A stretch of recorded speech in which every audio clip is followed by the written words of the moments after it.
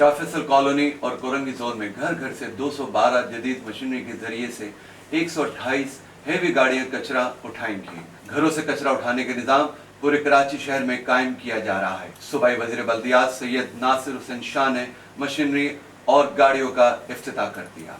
Sindh solid waste management board की जानिब से शाह फैसल कॉलोनी पंजाब ग्राउंड में मुनक्किदा इफ्तिताही तकरीब में सूबाई वज़ीर बल्दियात सैयद नासिर हुसैन शाह का मीडिया से गुफ्तगू करते हुए कहना था कि पीपल्स पार्टी के चेयरमैन बिलावल भुट्टो जरदारी के विजन क्लीन और ग्रीन सिंध और अब होगा साफ कराची पर काम चाइनीज कंपनी की मदद से शुरू कर दिया गया है।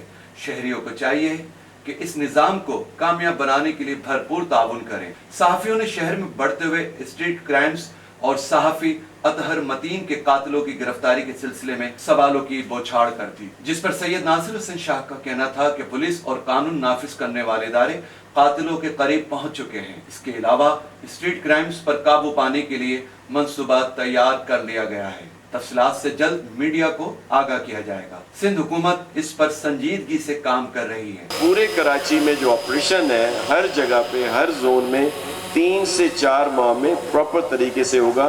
तो वो जो एक तरफ हम बढ़ रहे हैं और हम जो कह रहे हैं कि चेयरमैन बिलावल भुट्टो जरदारी साहब के विजन के मुताबिक सीएम सिंध मुराद अली शाह साहब या पूरी टीम चाहती है कि क्लीन और ग्रीन सिंध और फिर ख़ास तौर पर जो कराची के लिए स्लोगन है कि अब होगा साफ कराची, तो उसकी तरफ हम बढ़ रहे हैं। पुलिस को अपना काम करने दें और हम आपको यकीन दिलाते हैं कि जो लोग उसमें शामिल हैं उन पर एक्शन सख्त लिया जाएगा और उनके बहुत करीब है।